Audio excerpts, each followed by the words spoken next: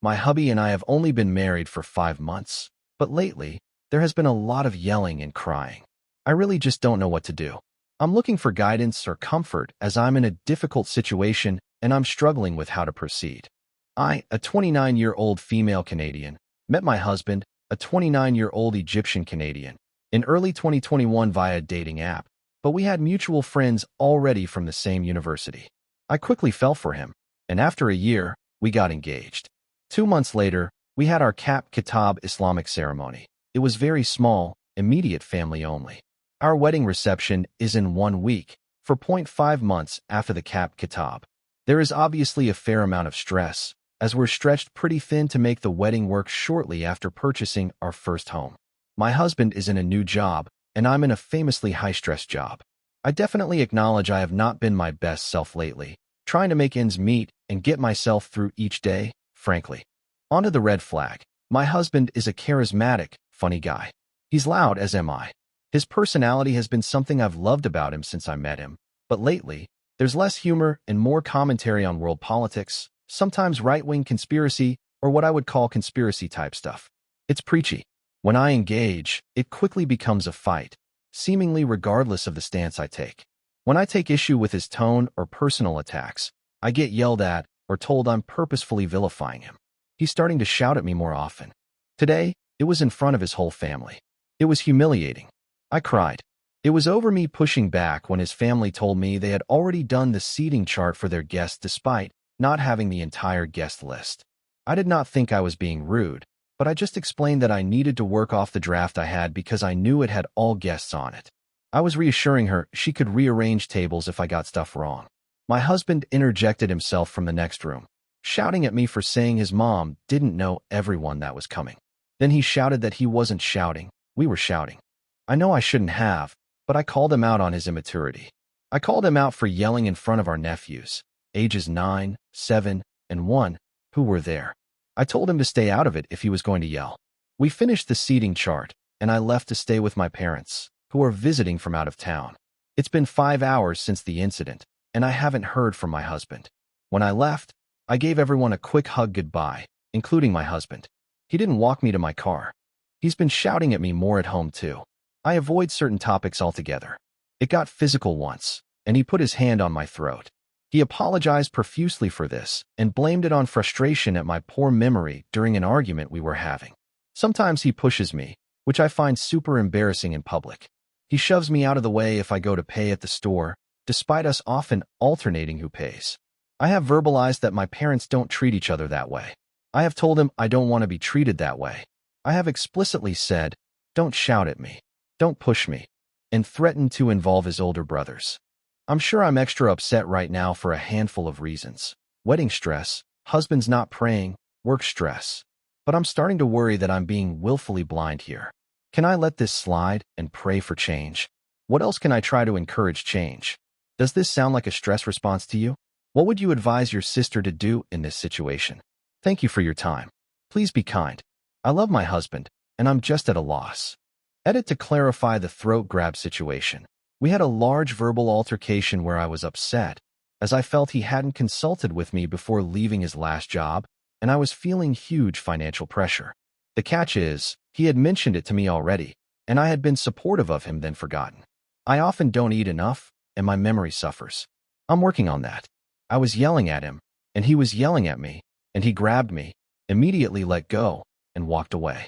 When we talked about it, I was furious and disgusted. He pointed out that while it was awful of him to do, he did what he was supposed to do, stopped, walked away. Basically, he didn't let it go any further than scaring me. I didn't have any injury from it. I was just upset. It was still wrong that he did it, and he has apologized, but I do recognize he must have been exceedingly frustrated as I was yelling at him for something I had cheerfully accepted only a couple of days before. Comments and OP's replies. Maps1z1 said, Sister, it sounds to me like you have low self-esteem. Having a man in the house is nice, but you should know that you are fully capable of providing strength and stability to yourself, and that you can be your own strong and steady. Women with low self-esteem and who don't believe in themselves are often the prime targets for abuse because they have the misplaced idea or belief that they can't have XYZ in their life or be XYZ without a man. The truth is, you can be your own stability. You are not small. You are very big and strong, and it sounds like you have amazing friends and family who love and care for you a lot, so you aren't alone. Opie then replied, "Thank you. What you've said is true, and while they were different from one another, this is my second set of serious relationship issues. The first was my high school sweetheart.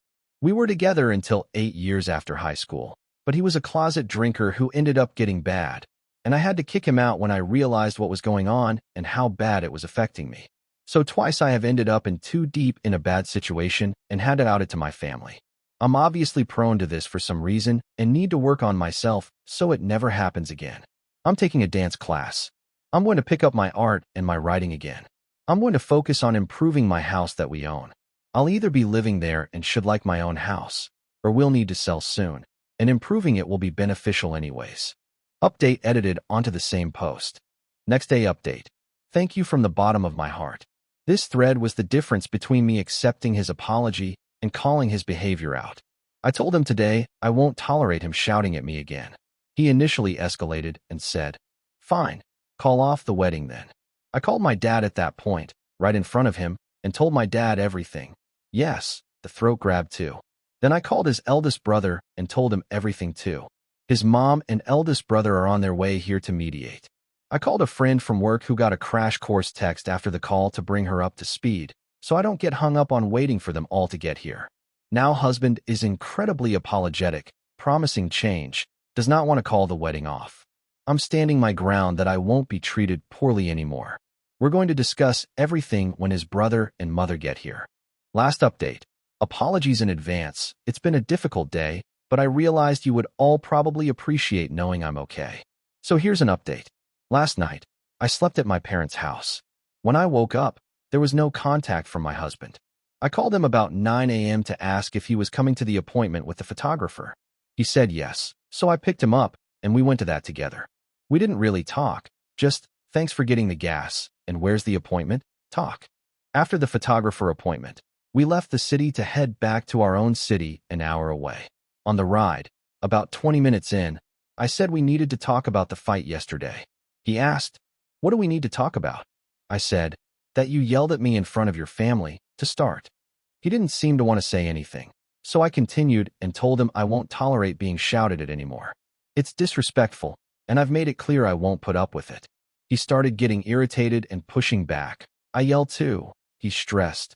I was trying to plan his side of the seating plan. Blah, blah, blah. I told him that's not the point. It doesn't matter why you're shouting. I won't tolerate being shouted at anymore.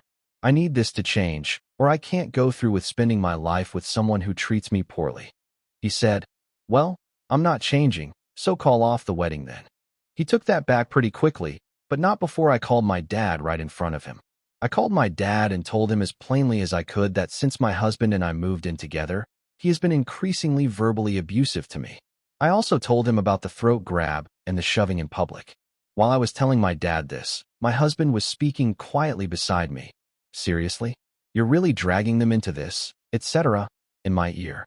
I tuned him out and focused on my conversation with my dad. This was telling. I told my dad everything, and we made a safety plan. I called him when we got to our city and again when my husband left.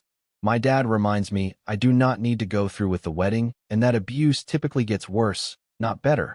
I told my dad I don't know whether to go through with the wedding, and he tells me he thinks that's the appropriate response here, but reminds me that there's no need to make decisions today. After I called my dad, I asked him, "Are you calling your mom, or am I?" He told me to instead. I called his eldest brother. His parents are elderly. I told him everything, and he spoke to us a bit on the phone. He was perplexed by what I had told him and was condemning his brother's actions. We get home, husband pouring honey in my ear now about how we're not calling off the wedding, not getting a divorce, he's sorry, and will agree to counseling, etc. We got a phone call. His mom and eldest brother are on their way up to our city to mediate. I called my parents right away. They were not happy with the idea of his family leading a mediation.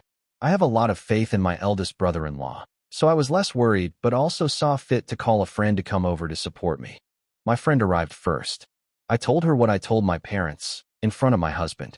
She mediated some talking and pointed out my husband minimizing the times he laid hands on me. She pointed out that it makes sense I don't trust my husband to change when, Until today, he had firmly and repeatedly stated he would not participate in counseling. My friend and I walked around the yard until my brother-in-law and mother-in-law arrived. When they got there, we all sat in the living room. My brother-in-law laid the ground rules of no interrupting. I told my story as simply as I could. I read the threats I had typed into my phone notepad my husband had made to me. I explained that my husband would not agree to counseling, even though I had been asking for months. Then my brother-in-law asked my husband if he agreed with what I said. My husband started by saying he had grabbed my throat because she kind of ran, charged me, and I put my hand out to stop her. But yes, I did. So I clarified. I said, "No, we were arguing, and you got frustrated at me and grabbed my throat in anger. I was not coming at you.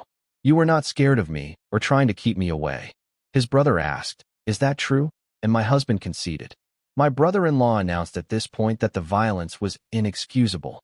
He said it's not a big deal to cancel the Saturday reception because either the relationship needs to be done or we need to work on it over a significant amount of time to mend what's broken and determine whether a healthy relationship can be established at all. He made it clear he will support whatever I decide moving forward, and he will make sure I'm not saddled with all the wedding debt. Many payments to vendors are on my credit cards right now. While my husband packed a bag to head back to his family home, my brother-in-law and I talked about repurposing the wedding venue to be a family reunion spot for all his family flying in. My mother-in-law hugged me, kissed me, told me she loves me.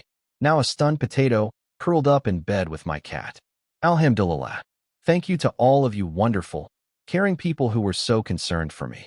Thank you for your words of courage and support. Thank you for your prayers. As my friend and I walked the yard, she told me how I had changed since moving in with my husband and had become less sure of myself.